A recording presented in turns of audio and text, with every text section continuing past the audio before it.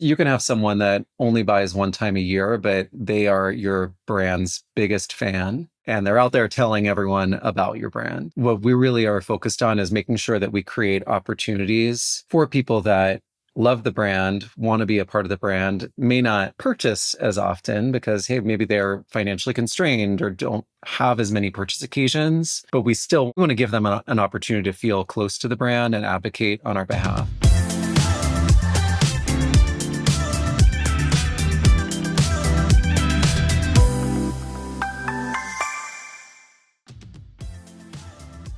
Have you ever wondered why some brands grow exponentially, building legions of passionate fans that live and die by their logos, and some, well, don't? I do, all the time, and that's probably because I'm a massive brand nerd, but I believe there's a secret sauce at the core of every remarkable brand, a formula that sparks the growth of passionate communities of superfans, building a business and a reputation that will last for years to come. My name is Paul Archer, and I'm a specialist in brand advocacy and word of mouth, having consulted for hundreds of brands on a topic. Hey, it's Verity here, your co-host of the Building Brand Advocacy podcast. In this podcast, we tap into the greatest marketing minds in the world as they share the exact tactics and strategies used to build the world's greatest brands, dropping actionable insights every brand builder can apply. We've got some incredible guests coming up, sharing insights and tips that can truly shift the marketing landscape. If you want to be the first to hear, make sure you hit that follow button. The more people following the show, the bigger and better we can make it. So if you're loving what you hear, don't forget to follow and spread the word. Thanks again for listening. It really means a lot. I hope you enjoy this next episode. It's time to learn and build brand advocacy. Hello, welcome back to Building Brand Advocacy. I'm your host, Paul Archer, and today I am joined by the incredible Luke Klein. Luke, welcome. Thank you. Thanks for having me. So for anyone who doesn't know you, please, I'd love to hear a little bit about who you are, what you do, and also the brand you work at, because and a little bit of a context to that too. I lead the marketing strategy and growth team for Aerie. Probably many people have heard of Aerie, but we are a women's casual wear and intimates brand underneath the American Eagle Outfitters house of brands. The brand has been around for 20 plus years, but really came into fame when we launched the AerieREAL movement 11 years ago now. So tell us about AerieREAL. So it's an amazing campaign, and it's amazing that it's still running now. So what was the background to that, and how does that show up today? Yeah, and it's funny because people refer to AerieREAL as a campaign, but it was never intended to be that. And I wasn't with the team whenever they launched AerieREAL, but really what the team saw was an opportunity to do something right for the world. And, it was at a time when there was a lot of external pressure to change the way you look. And the customer was really feeling not great about themselves, not confident in themselves because of what was going on in the external environment. So the team really took a stand, started with just a broad declaration that we weren't going to retouch models because we wanted to show women a genuine, authentic reflection of themselves. And it's just built from there. So I think that one of the amazing things is what inspired the movement, and that's what we call it, like the AerieREAL movement, is that our president at the time, her daughter was young, not even a teenager, and she came to her and said, she asked her the question, "Mom, am I beautiful?" And for a mother, and I myself am a parent to a 3.5-year-old, just to have your kid asking you that question, I think you then take the step back and look around and say, there's something wrong in the world if people aren't seeing themselves in the world around them. So that's really what inspired the movement. That's amazing. And so 2014 was the sort of era that came out. That was the very first era of user-generated content. People were like, oh, we kind of want realness, but yeah, just even looking back to we're not touching up images, it sort of speaks to this sort of phase there. And then actually today, how does that show up? Because we've almost come full circle now. maybe even we got much deeper into where we are. That little girl was now a 20-something-year-old, very much bang in the middle of Gen Z. And so how does that show up for you guys, and have you evolved that? Have you had to evolve it, or is it just as current today as it is then? Yeah, and I think a lot of this is really our team uses as much, I would say, insight and data as we do intuition. um, to make sure that the brand stays ahead of the cultural curve. So, if you think about 10 years ago and where the pressure that women were feeling to change who they were coming from, it was supermodels and it was magazine spreads. Like social media existed, but it wasn't what it is today. And as we've looked around, like people still feel less confident in who they are, but the pressure where that comes from has shifted. Like we're all bombarded every day by tons of content and like caught doom scrolling in our feeds. So we've maintained the mission because a mission to empower confidence in the world is lofty, and it's something that you never can truly achieve. But we've evolved the way that we tackle that mission as the customer has evolved where they're showing up. So, I think a lot of that is expanding beyond just like, hey, it's about no retouching of models, to really making sure that we're showing up as a genuine, authentic reflection of our customers' lives more broadly. I think that we've all gotten caught in that trap of, okay, like I see that one of my friends is traveling to all these glamorous places because they're bombarding me in social media. Like I call that vacation trapping. Um, and, like that's not reality. So we want our customer to ultimately see like, you don't have to make your life a fantasy. Like life is life, and that is a beautiful thing. And we want them to embrace that. Not to get too tactical here, but like, are you getting insights here that are bringing that to life? Like, are you running sort of shooting from your hip here, or because you've known it's worked for the brand previously, or are you hearing things? Are you bringing data to the fore that's supporting this? Because it's a lot of people always want to keep things fresh, a mindset and a movement that's been going for 10 years, 11 years, whatever it is. Like often you're like, okay, well, we got to be fresh, we've got to do the new thing, but actually sticking with it's actually in many ways a braver move. So I'd love to know if you had anything that could kind of reinforce that decision. Yeah, I mean, and I think that you kind of see it uh, all over the place, the potential dangers of social media on, like I would say young women's confidence, but on all people's confidence holistically. So I think that we have lots of data that has reinforced our intuition. But, it's sort of been a natural evolution as the world has changed, that our brand has gone with it. So I would say yes, data, but it wasn't like, hey, we're going to put a line in the sand and we did this research and now we're going to shift. I do think that that's where the intuition of the people that are a part of the brand, all of us really, I say we all drink the Kool-Aid and like we all truly believe and are passionate about this idea that we can change the world just by helping people to feel more confident in who they are, and really letting the marketing evolve with the customer. That makes sense. And what are you finding as useful insights? And actually, how is that affecting the strategy now, but outside of this quite clear umbrella movement that sits across everything? When you go to more of a granular level, how are you using insights to drive the strategy? We look for insight everywhere. We deeply listen to the customer. The social environment, I think, is probably the most important place to be dialed into the conversation, hear what they're saying about the brand, hear what they're saying about other brands. Um, and I think we're definitely not a team that just listens to insight and doesn't act on it. Like, we've set up a lot of very agile processes that allow us to like hear what the customer is saying, thinking, voting for, and then pretty rapidly evolving content to make sure that like even in the moment we're relevant to them. Obviously, that's more of maybe more of a short-term engagement and sales objective that we're trying to deliver against, but it allows us to be agile, top of mind of the moment without like changing fundamentally what the brand stands for. And that's sort of like the balance, right? Branding is all about consistency. The customer has to know what they can expect from you, and whether it's in the product or what the brand stands for.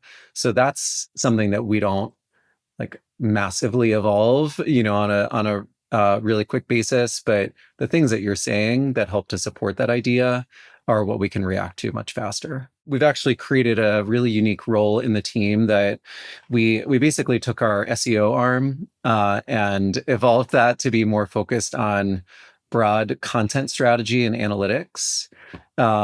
So, the guy that leads that team has his ear to the ground across all of the social platforms, listening to what the customer is saying, looking for ideas that are trending. And then we think about content as the nucleus of our strategies. So when we start to see things that are trending that we can, through a brand, deliver against. So I'll give the example that I think it was a year and a half or 2 years ago, there was a fashion trend called coastal grandma that like popped out of nowhere, and everyone's like, what the hell is that? But he actually saw that that trend starting to bubble up really rapidly in TikTok. We identified it, we brought it into kind of like a content nucleus, and we were activating against that trend through our creator partners. We'd created a shop on the site, like we were activating and through it in owned marketing. So we were able to really rapidly say, like, we know the customer is interested in this. It's something that we as a brand can offer from an aesthetic point of view. And then we activated against it probably over the course of like 2 to 3 weeks. So, it's that type of thing that we're using to like really make sure that we're top of mind and relevant as trends happen, instead of like, traditional marketing was like, hey, I have this thing, I'm going to architect a campaign, I'm going to launch it, set it and forget it. Like, it's just not how marketing works anymore, because the customer's context changes so rapidly every day. That's amazing. Like moving out massive kind of campaigns and activations like that over a matter of weeks is huge, particularly for a brand that's been around for a while. But do you think that the landscape has changed with fast fashion, with social? Actually, that could be. Is that still a trend, or how long does that trend last for? You've got a movie. We're talking about days, even hours at this sort of stage. So, where do you think that that's going to go? I don't. So a lot of those types of trends are pretty fleeting. I think that was one that lasted for a couple of months. It was more of like a seasonal wear occasion, and then it was gone. Um, so, I don't know that, and we don't consider ourselves a fast fashion retailer. We offer quality products. We're really focused on making sure that we're not like too, quote, trendy, and that perceived as like, this is something I can wear one time. But it's really about registering what you offer and translating it to the customer in a way that's relevant. Like, we have amazing versatile basics that could be used to outfit into the coastal grandma trend. So it's all about like positioning your brand in the right moments for the right people. And that sounds like something that's easy to do, but I think that one of the biggest things that marketers are facing is that like there is no longer one pervasive culture. It's all about subcultures. So like you have to figure out ways to make your brand consistent and translate that into every nook and cranny of the internet to be able to reach people and deepen relevance. And that's something that has, I think, really dramatically shifted over the past couple of years, and something that we're really taking on as a big portion of our marketing strategy. In what way? Like to get specific, like how is that actually showing up? I mean, I think that I would almost say like fundamentally, and I'll speak maybe more directly to influencers and how we engage with influencers. I think in the past you would say, okay, like, hey, I'm going to engage these influencers. Here's the product I want you to talk about, and here's the way I want you to talk about it. And it's like, okay, so this is a brand partnering with somebody because they're an advocate and they have people that come to them for a specific reason, and now forcing a message on that audience. Like, I think when you take a step back and think about it, it's like, why were we doing that to begin with? So we've really shifted the way that we work with influencers and creators to like, here's the key message about the brand that we want, delivered. Like, this is what we stand for. And I actually think that we think a little bit more about our casting strategy and how we deliver that key message. Like, do these people authentically represent themselves? Do they stand for real? Is it something that is just inherent to who they are as a person? And then we really let our partners translate the brand for their audience in the way that they would, like see fit for themselves. And I think that that's like just a really different way of thinking about branding. Like you have to fundamentally stand for something as a brand to be able to do that.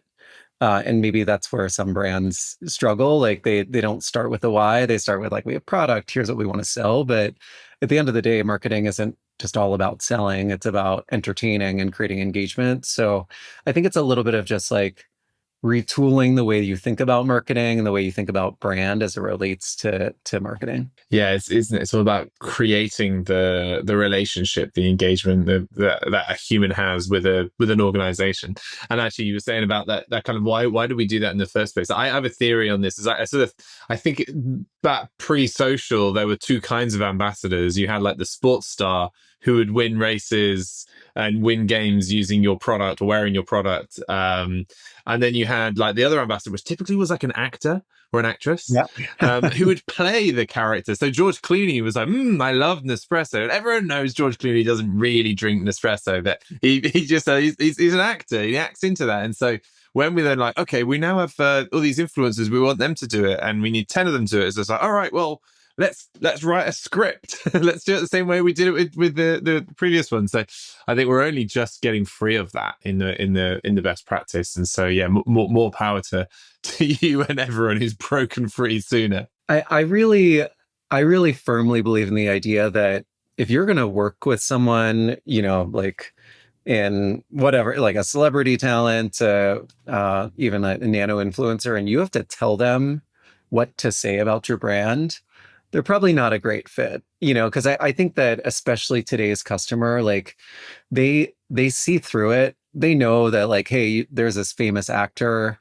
You probably paid them a lot to be a part of your brand and you're telling them what to say. Like that's not genuine advocacy. And, I think as a brand, we're really fortunate that because we stand for something meaningful, that when we do work with, larger tier talent, it's those people that believe in the brand's mission and have heard of the brand for what we stand for. So again, I think it's starting with like, if you have a brand that has a powerful why, then the rest will come. If you don't, then it makes it much harder to have genuine advocacy around the brand. Yeah, I wholeheartedly agree on that. And I think there's a conversation we had with a few folks, which is like, well, what can you do if you've got a brand which doesn't have a clear why and they feel that they're lost? And if you're a founder, then you have the control to try and change that brand. But most people aren't. Most people work for those brands. I don't have a good answer. My answer is probably find another job for a brand that does, because actually you'll always be slightly lost and you'll always be pushing these. I don't think that. So I think it was okay, 10, 20 years ago to have a brand that didn't have a why. But I think as we've just become so aggressively reliant on social media, the brands have been personified and they have to have a voice because they couldn't have a voice previously because there was no way of doing it. There was no direct to consumer channels. It was sold through retailers. You'd maybe buy an advert, but that was about the extent of it. But now you are hyper connected to everyone. Suddenly brands are personified, and because they're personified, they're expected to have a voice and a person, and just like a human, they're expected to stand for something. And when they don't, those are the brands that probably won't be around for very long, because it's infinitely harder to market against a brand that has a really true why. So it's really fascinating. And I do think that, no matter what industry, no matter what brand, every consumer, like everywhere out there, there is a true, deep, emotional unmet need. Yeah, I used to work, I was in CPG previously in the paint industry. So, and we had a why. So, I think that it's really, I love saying that consumer insight isn't just about, research on a piece of paper. It's deeply understanding the customer and reading between the lines to find that like the thing that they're not actually telling you, and like finding that thing to really center your brand on. So obviously it takes people in a certain position to maybe influence all of that, but I think any marketer at any level can think that way and bubble up those ideas. Yeah, and I'd be fascinated to know about actually how that kind of showed up as well. Like building brand into paint and having a meaning for that. Like how did you show up for that, and then how did you act as a marketer with that? In paint. Yeah. Yeah. So I can give a little bit of an example. I was the brand lead for a legacy paint brand that sort of had a value position in the market.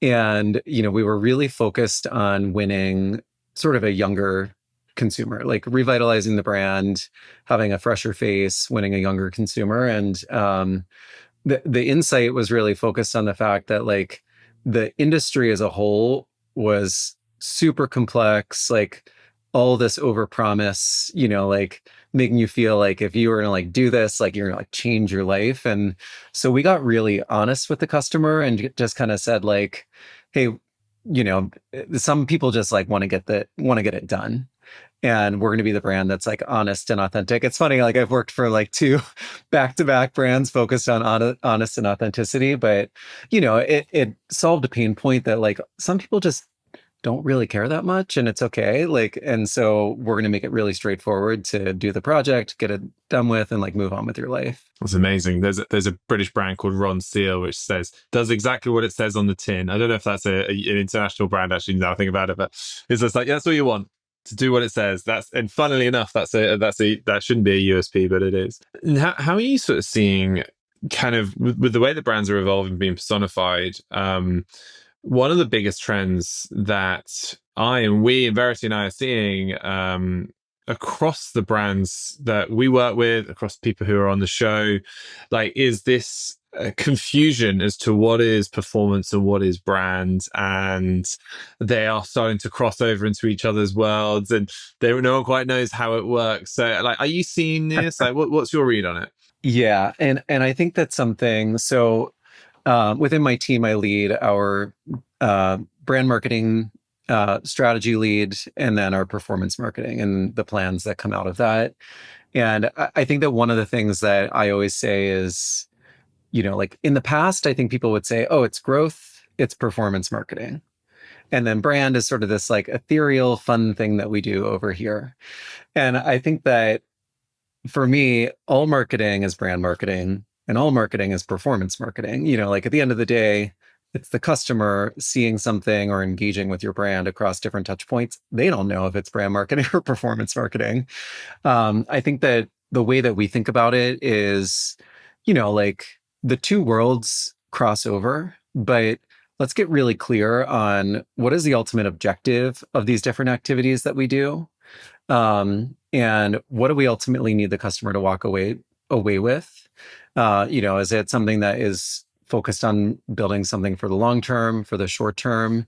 And I think there's also a recognition that like performance marketing, with like, let's say a conversion focused goal, can reach somebody the first time they've ever experienced a brand, drive a sale, and then you can tell them more about the brand once they've purchased. I think if I could erase like whoever came up with the funnel was just like didn't understand marketing because it's not a linear journey. Like people don't have to like see an emotional message from a brand and then be told something else and then they might buy. Like it's such an outdated notion. So it's kind of something with my team. Like we've replaced funnels with bubbles, and like it's a bow tie. It's not like a funnel at all. So I do think that for me, it's about really focusing on the clarity of like, what do we expect to get from this? We think customer first, like what is this ultimately intended to do? Who's intended to reach, and what's the outcome? And we have a holistic growth strategy that thinks about today and tomorrow, and that's how we sort of position, quote, brand and performance as a part of the total ecosystem. Tell me about the bow tie. Well, I would say like we look at it as like bubbles on one side and then a bow tie on the other. So I don't know what shape we'd call that, but it's really helping us to think about, like there are obviously going to be customers that don't know our brand and that could be, like future fans of the brand, but we have to make sure that we're introducing them, getting in front of them, helping them to understand more. I think about that like, okay, in 2 to 3 years, who's our customer going to be? Let's make sure that we're starting to at least like get some familiarity. And then we'll say as we get closer and on one side of the bow tie, it's like, well, who are the customers that uh, that we want to win, that are gonna deliver the highest value to the brand today? So I guess on the other side of the bow tie, we think about like, what is the customer's current relationship with the brand? What do they need to know to strengthen that relationship? Like, do we want them to know more about the heart of the brand, the products that we offer? And then just kind of think about like, okay, and then somebody becomes an advocate of your brand. So it's really like a virtuous loop. It all connects together. But that's the left and the right side of our bow tie. Do you have any specific segments that are quite unusual that kind of go counter to the funnel? CRM, typically we are scoring people based on their value, how much they spend, those kind of very high level ones. But as you said, that doesn't necessarily show where they connect. Do you have any things that are a bit left field that you could advise people to do that they can start looking at segmenting in an alternative way? Yeah, and I think that a customer's relationship with a brand is not just how often they buy, because you can have someone that only buys one time a year, but they are your brand's biggest fan and they're out there telling everyone about your brand. So I think it's what we really are focused on is making sure that we create opportunities for people that love the brand, want to be a part of the brand, may not purchase as often because, hey, maybe they're financially constrained or don't have as many purchase occasions, but we still want them. We want to give them an opportunity to feel close to the brand and advocate on our behalf. So I think that that's some of like the nuance when you look at like a traditional CRM segmentation that's all about like, hey, this customer buys 5 times a year, they're your biggest advocate. Well, we also have a lot of, like parent purchasers. So like someone's mom could be buying from the brand 5 times a year. We don't necessarily like need them to be an advocate for the brand, or maybe, like they're not out there telling people, but a kid who's buying 1 time a year for themselves loves us the most. So I do think it's like really understanding more nuance about your customer base than just like how often are they buying from you. Yeah, I love that. There are all the other proxies as well. Like, it's the person that opens all your emails but doesn't spend very much. What does that mean? Like, have you found any like really small little moves you've made that have had like an outsized impact in a similar way? Yeah, and I think this is maybe a little bit of a random example, but we run a couple times a year a bra trade-in event. Really like gives the customer the opportunity to come in and like trade out of a bra, hopefully from a competitor, try on one of ours, like experience the comfort of the brand, and ultimately become an advocate of the brand. And it's been a very successful thing for us. Like, there's purpose linked into it. We donate all those bras to a charity.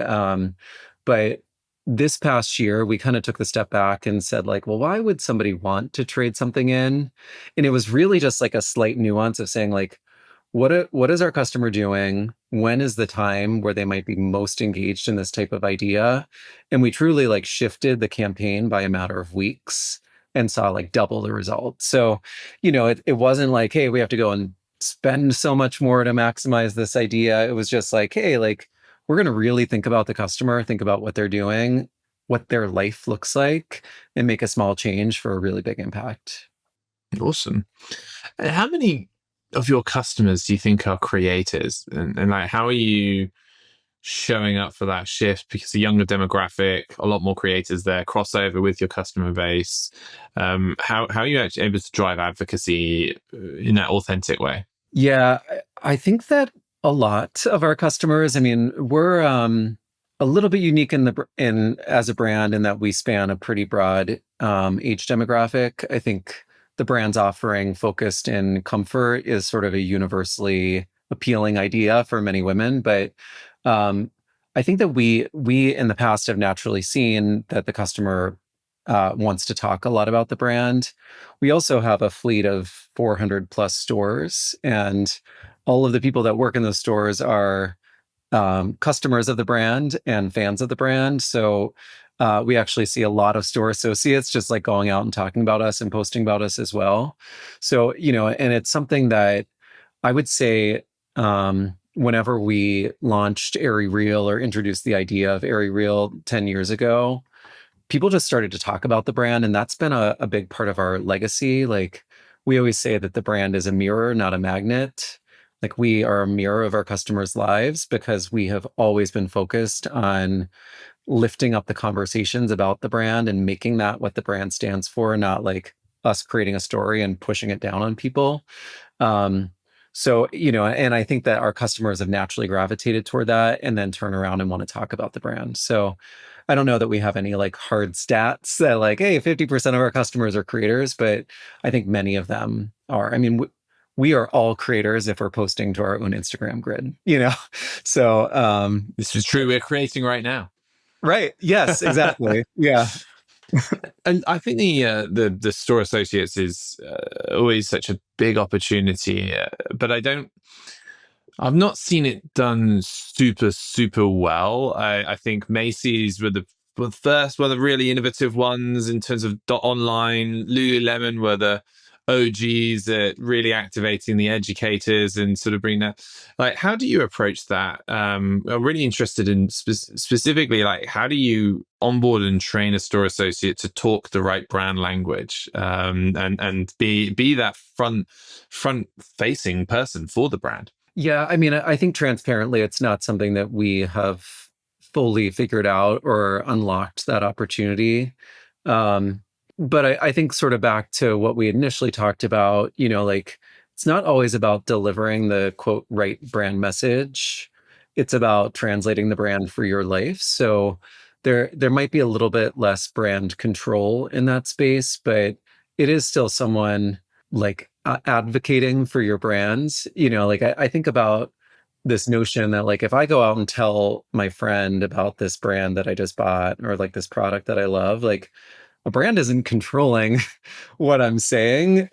I am saying from my own voice why I love this thing. And that's sort of like what you ultimately want to have happen. Like I think that people uh much more authentically trust a recommendation from someone that is or feels like a friend than like some big influencer. So I don't know. I don't know how important controlling the narrative in that kind of space really is. It's just like these basic things. If you're trying to create advocacy, people have to at the very least love your and use your products all day long. It's like day one, like the first thing they should have, because how on earth are you supposed to get them to talk about it to customers if they don't even have it themselves? Yeah. Yeah, it is. It's a funny anecdote because I personally am not someone that wears Aerie, but my team all does. And it is something it's nice to be able to look around and be like, okay, like these people are all customers of the brand. They're styling the product different. They were probably motivated to buy the product in a different, like from a different lens. So it's almost like an easy way to take a step back and say, like, there is no one size fits all for every customer because humans are humans. And so like, how do we adapt to that idea in the modern world of marketing? What do you think the most brands get wrong about driving brand engagement and love and advocacy? Mm, I do think that I have a lot of isms, but one of my isms is that the luggage does not need to match. To be successful at branding and marketing, you don't have to have one message that you're pushing across every single touch point to every channel, to every customer. It is back to like being grounded in that why and then translating the brand in different ways to different people. And I think that that's it. Like that is something that is going to unlock future success for brands. Um, this sort of like notion that our product fits into every one of our customers' lives in a different way, makes them feel confident in a different way. But at the end of the day, it makes them feel more confident. Like that's what we always come back to. Yeah, I love that. That ism. That's a strong one there. Like monoculture doesn't exist anymore, right? That like it's getting even every single day more and more fragmented into these micro communities, and so obviously there's never going to be one message either. And what I love about that, like, and where it's heading is like that complete decentralization of it is like brands can bear. I see a world that the brands of the future almost have no brand themselves. It's just whatever a person's talking about it in these thousands and thousands of different advocates telling a different story to their own micro culture that they have, that's their audience base. So like, I'm fascinated to see that. And you see a bit of that kind of come through because it's impossible for a brand to control that narrative. Yeah. Kind of like Anyway, and the so brand therefore fully ultimately. giving permission out there is the easier way. Yeah. Yeah. Well, and it's kind of like, because branding is about consistency and trust. And I think it's like establishing, okay, what are those things that represent your brand? And then making the customer out of those things. And then the customer ultimately informs what the brand is and what the brand does as it evolves. So I do think that that's an important notion. Like, ultimately people use brands to organize the world around themselves, and you can't be a brand that is going to be relevant to everyone. So, like I think it is like having that really foundational bedrock, but then really like using the customer to help to mirror and evolve your brand over time. Do you think that's why the why becomes even more important today? Yeah. Yeah. I mean, especially in a world where, like we always kind of say, like anyone with a sewing machine can become an apparel brand. Like there are so many new brands that pop up every single day that might make amazing product, but like this space especially is so competitive. So you can all, you always need to have something that is bigger than just the product you make. And obviously product in this category is absolutely critical. Like I don't want to discount that. If you don't have great product, like you're never going to win with the customer, but it does have to root back to something that kind of ties the product and the creative and the experience all together. Luke, this has been incredible. So where can people find you if they want to get in touch and have a chat? Probably Instagram at Luke at Luke. That's an easy one. LEWK. Or on LinkedIn, Luke Klein on LinkedIn. Amazing. Luke, thank you so much for spending the time. Yeah, thank you. That was another episode of Building Brand Advocacy, the world's top brand building podcast.